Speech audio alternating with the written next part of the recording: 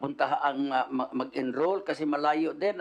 How far is the nearest elementary school? Is more than 3 kilometers po. Oh, more than 3. Ako, elementary school ako noon sa Barangay Batong Santa Cruz, Davao del Sur. Wala pang chinilas, maglalakad kami 7 to 8 kilometers.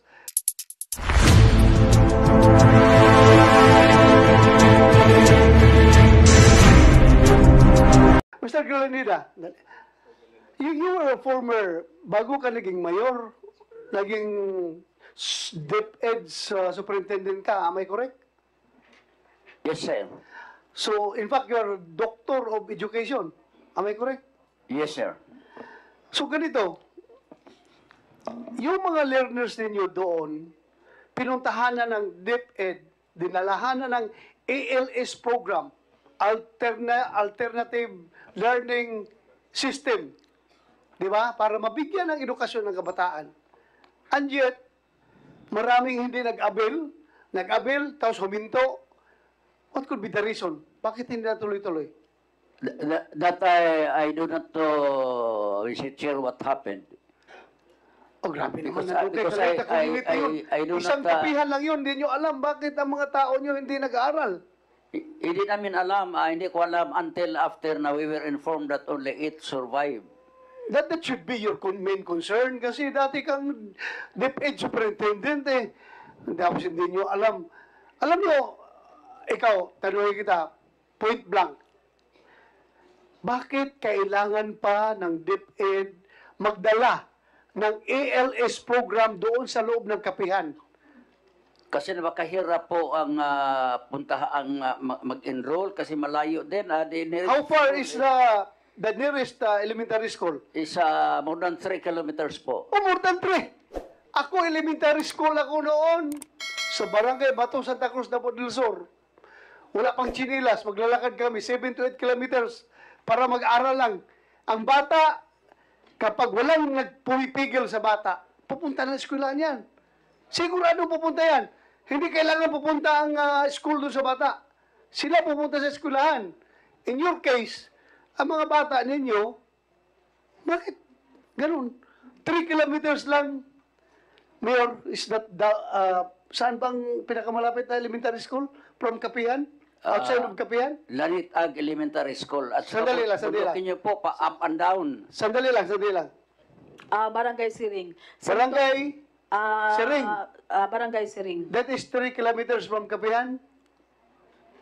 Siguro, mga 3 kilometers. Tapos, ang high school, saan ang pinakamalapit na high school? Yung pinakamalapit na high school, yung sa Atuyay. Ha? Atuyay. How far? Atuyay. From Kapihan? Siguro mga 4 kilometers. O di, malapit lang. Elementary, 3. Senator. High school, Senator. 4. Ang Vice Mayor namin, kapatid ng superintendent, siya din yung dati yung district supervisor. Sige, Vice Mayor, go ahead. You have the floor. A pleasant morning to the honorable body of the Philippine Senate. Good afternoon, Chairs, Senator Ronald Batu and Senator Risa Hontiveros, Senator Francis M. Tolentino. We have embarked on a long journey from our hometown to this magnificent hall of Senate to seek for remedy and or redress of certain grievances of some of our beloved constituents. Now being elected, I and the mayor and the rest of the municipal officials, being elected and appointed officials of the LGU, who are judged as the stewards of the people's well-being and safety, we certainly do not have the liberty to turn a blind eye to these matters.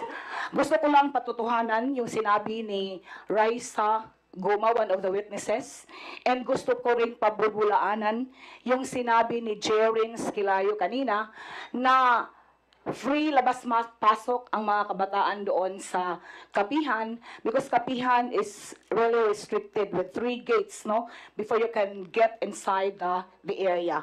So, I was the former Public Schools District Supervisor of Socorro East District, and we have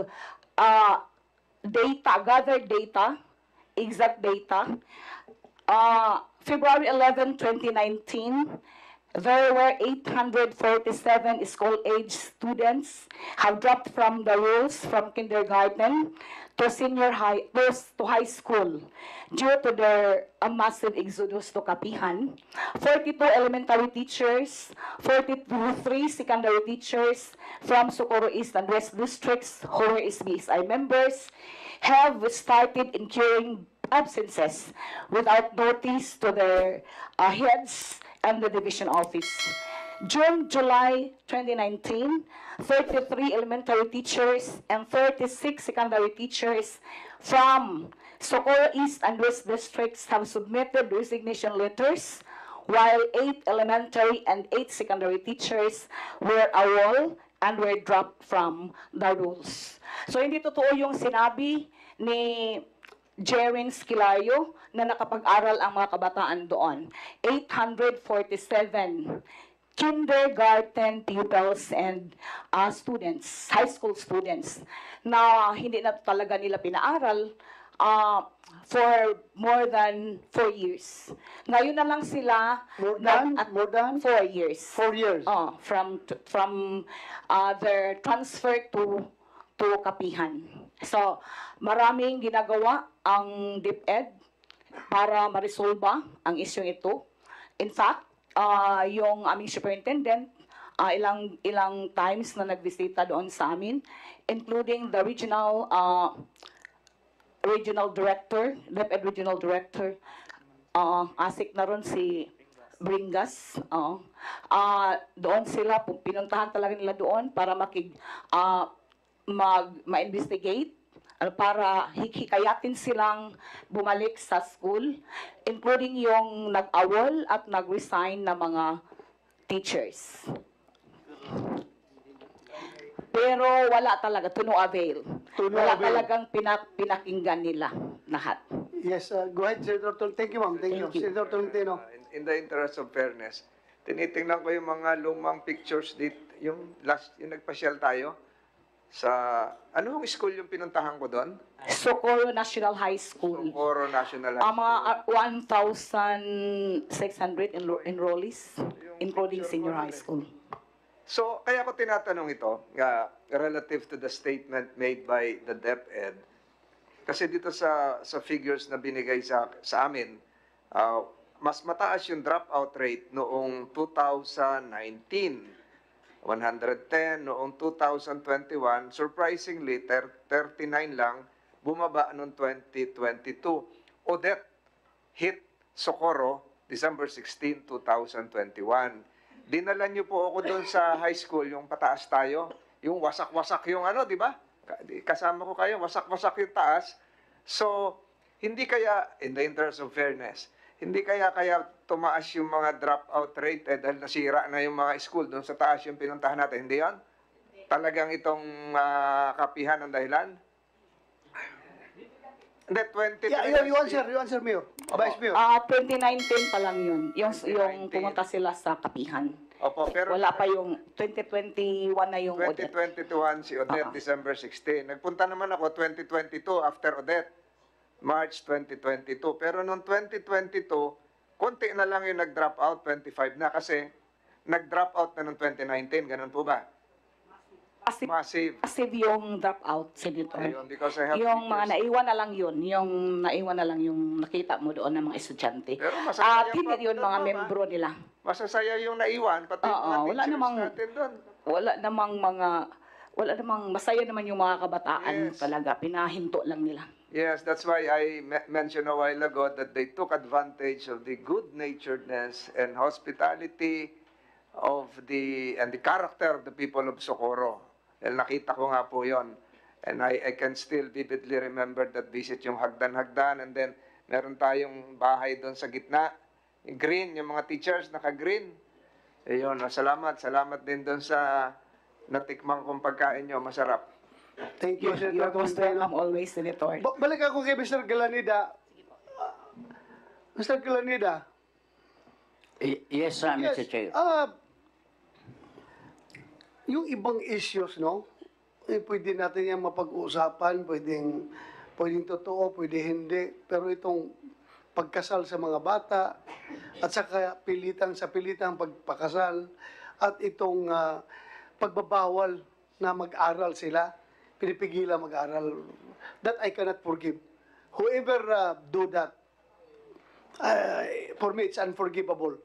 Kaya, once and for all, tanungin talaga kita, binabawalan ba niyo mga bata na pumasok sa eskwelahan o hindi? Wala po akong alam diyan po kasi ako po ay sa 21, Vice Presidente lang. Halili lang ako kung nandoon ng Presidente at saka yung mga parasis namin. So, sino ang sino ang nagbabawal pala? Hindi ikaw? Hindi po. O, sino ang nagbabawal? Ano po? Sino ang nagbabawal? Hindi ko po alam kung may nagbabawal. Basta ang alam ko lang po ang mga hindi naman mapuwersahan yung Ikaw ang pinaka-elder doon sa grupo, kung saan yung mga nasa power, from Kilario sa iyo at saka yung mga ibang opisyalis sa inyong asosasyon. Ikaw ang pinaka well-educated, ikaw yung pinaka dati ka pa nga mayor 3 times ka na mayor. Ito pagdating sa edukasyon ng mga bata, wala kang pakialam. Hindi mo alam at wala kang pakialam. Ang alam ko po ang kahirapan na kahirapan na magpaaral kasi po sa terrain ng aming lugar. Hindi, itatanong kita, hindi niyo binabawalan. Hindi po. Kusang ayaw ng mga bata mag-aral? Sa alam ko po, hindi po yung sa alam ko lang po hindi. Sa alam? Ano? Sa alam mo, hindi. Kasi yung lang ang nakita ko po na wala namang policy ng board na bawalan ang mga bata. Ay, you're telling half truth and half lies, ha? Klaruhin kita. Klaruhin natin ito. Kasi kayo ang policy making body dyan sa kapihan. Tanong ko kung talaga bang pinipigilan yung mag-aral ng mga bata o hindi. Hindi po, our records will show kung anong pinag-usapan na. O bakit walang bata nag-aral? Sige nga, explain to me. It is a natural nature ng bata yan na maghanap ng pag-aaral. Kaya nga yung mga bata dito na lumayas dahil lalaki daw sila na walang pinag-aralan. So yun ang nangyari. Tapos sa inyo, wala nag-aral. Yan ay mga parents doon sa loob, may mga parents. I don't believe na itong mga parents na ito ay ayaw nila pagpaaralin yung mga anak nila. At ikaw mismo, I don't believe na ikaw, dati kang mayor, dati kang DepEd superintendent, na ayaw mong paaralin ng mga bata. But how come? How come? How can we explain it to the whole world? Bakit ang mga bata doon ay hindi nag-aaral? Ngayon, you want us to believe that dahil sa kahirapan ng kalsada, which is 3 or 4 kilometers, na babagtasin or lalakarin, kaya hindi papasok mga bata. I don't buy your explanation. I don't buy your explanation. Mr. Chair, please. Yes, go ahead. Meron namang parent po dito. Pwede po sila mismo magkon bakit hindi pinaaral nila o hindi nakaaral. Meron namang kaming kasama dito na isang parent, si Fibeline Cobillanes po. Pwede pa po payagan makapagsalita para siya mo mismo ang mag-express ng kanyang kung ano tagla ang totoo. Ikaw, parents ka mismo Parents ka mismo. May mga anak, may mga apo ka pa doon, di ba? Opo, yung mga anak ko po ay tapos na po nag-aral. At, Bago kasi wala pang kapihan noon. Wala pa. Wala pa. Po. At may nag-continue naman po through online. Sige nga, sino yung parent na gusto mong magsalita? Yes, alika dito para magbigay linaw ka. Bakit yung mga anak mo hindi nag-aaral? Mr. Chair. Before that, you want to say something, Senator? Yes, salamat kayo, Yeah. Mr. Chair. Bago yung isang importante sanang follow-up question ko sa DSWD, follow-up lang kay Mr. Galanida. Sir, di ba narinig niyo po yung presentation ni Attorney Dano? Yung mahaba, mabigat, detalyadong schedule ng iba't ibang levels ng Soldiers of God. Simula po madaling araw hanggang halos hating gabi. Narinig po niyo yung presentation iyon? Yes po, narinig ko po. Opo. So, hindi po kaya logical sa pagtanaw namin na kaya pinagbabawal yung mga estudyante mag-aral dahil ang dami na nilang ibang gawain. Doon sa mula agila hanggang fetus, mula 2 a.m. hanggang halos gabi na. So, hindi kaya ang nangyayari ay pinatigil niyong mag-aral yung mga bata dahil gusto niyo silang i-recruit dyan sa Soldiers of God. Nagugulat po ako yung presentation na yan kasi ang marami ng mga activities doon. Ang alam ko lang po ay yung sinasabing Salonera Training Camp. Kasi nag-training kami po para sa cultural presentation. Because Sir, we believe, especially during the COVID years, na yung hindi makapag-aral formally, makapag-aral sila informal or non-formal through cultural development. Yan po. Sir, yung maaring may ilan kayong mga cultural activities doon, pero kahit po yung photo na ipinakita ni Chair, na sabi nung una ni attorney ay cultural event, ay lumabas na flag ceremony. At bakit po kayo magugulat doon sa presentation? Mismong yung mga nagtestigo mula sa Agila, mula sa Agnos, yung isang kababaihan din dito, may marka sa kamay ng mga miyembro ng Soldiers of God. At sabi nila pati yung ilang matatapang na mga bata sa fetus, 7 to 8 years old, may ganung marka. Kumbaga, nasa sariling katawan ng pruweba ng pagde-deploy nila dyan sa iba't ibang level ng Soldiers of God. Para busy sila at pagod, sabi ni na Mayor yata kanina, mula madaling araw hanggang gabi. So paano nga po talaga sila mag-aaral niyan?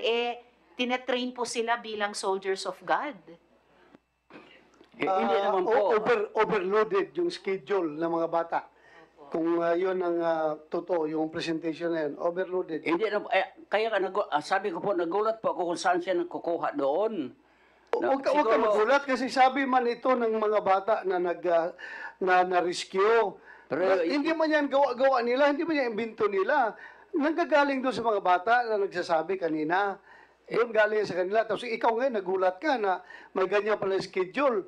So, sino gumagawa ng schedule kung nagulat ka? Sino gumagawa niyan? Kasi wala kaming schedule ng ganun kaiktik schedule. Ang kon na namin yung... Sir, excuse me po, sorry, Mr. Chair. Okay na, I mean, ang hirap po talagang ang daming mga pagtetestigo, may presentation na napakadetalyado, tapos sasabihin lamang po na hindi totoo. Kaya nga sinight po kayong apat in contempt kanina ng komite. Just one follow-up question, Yes, Mr. Chair, sa DSWD. Dahil po sabi po ni na Asek Dumlao, kulang pa ang panahon ngayon para makumpleto yung pagpoproseso. Pero saan po magsistay yung mga bata? Yun po yung concern kong yun at tanong sa DSWD. Saan po sila magsistay hanggang matapos yung prosesong yun? Yes, Mr. Chair. Mr. Chair, batay po doon sa aming pag-uusap ng mga bata, sila kasama po nila ang kanilang mga magulang. Sila po ay may tinitirhan dito na hotel na malapit lang po dito sa Senate. And pagkatapos po dito, kasama rin po nila yung mga magulang nila sa lugar po na nabanggit.